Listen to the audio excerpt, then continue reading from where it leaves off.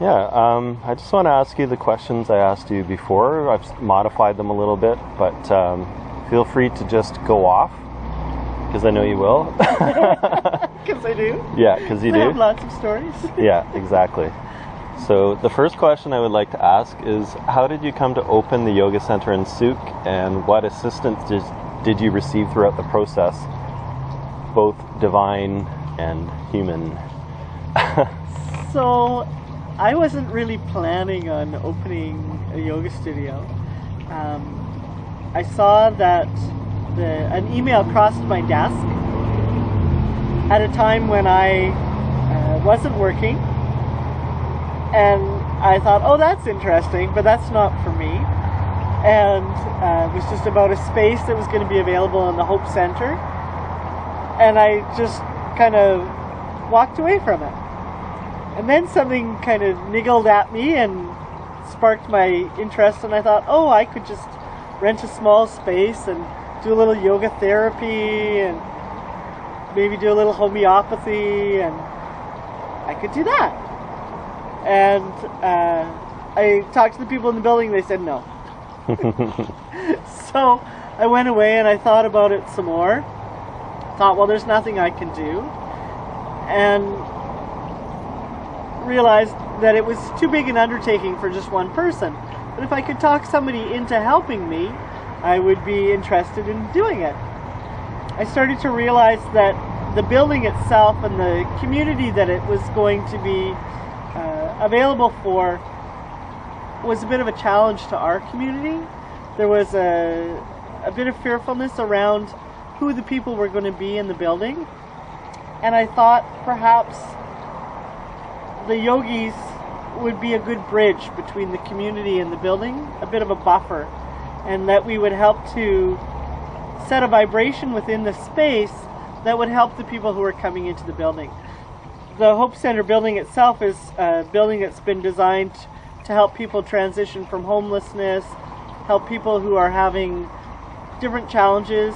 Some people have mental problems that they've been dealing with, other people have financial problems. And the Hope Center is meant to be a space where people could get a lift up, a fresh start. And to me that was really important.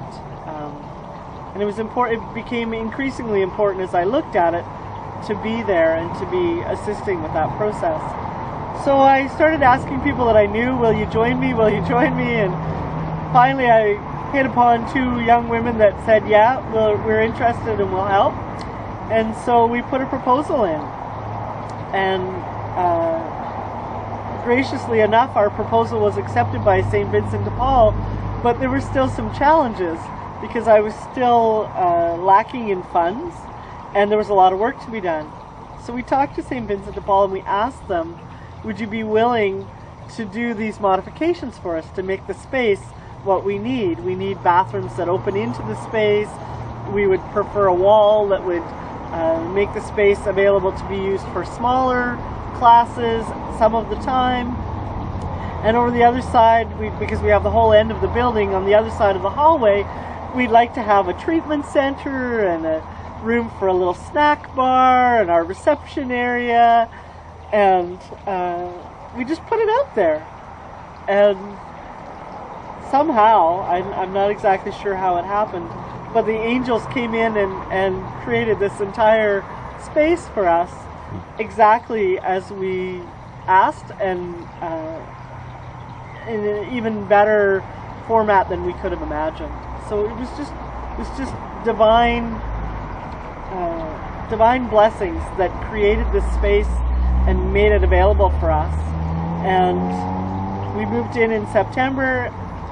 We've certainly had our challenges in dealing with the new building, but it's just been everything that we could possibly dream of. Beautiful. So So most people think that yoga is a practice that involves stretching the body, and it's a mind-body practice for sure, but it's about so much more than just having a good stretch and being in the present moment.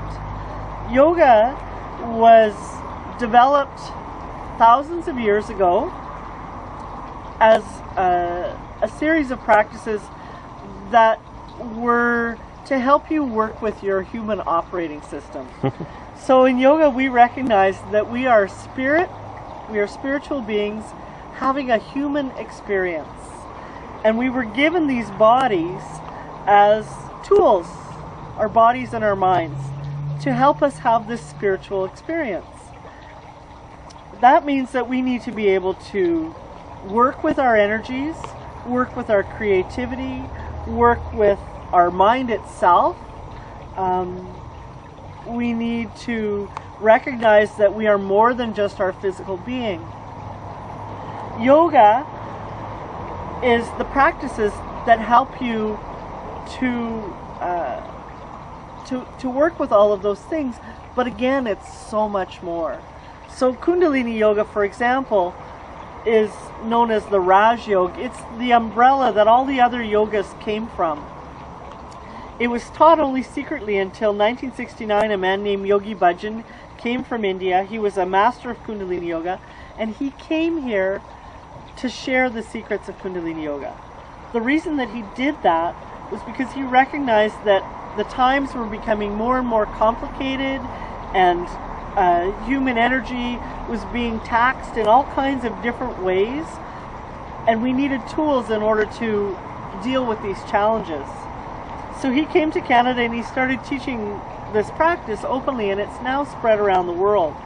And more than just what our Western society has come to think of as being yoga, Kundalini Yoga has meditations that can literally work with any aspect of the human psyche, any facet of the human being.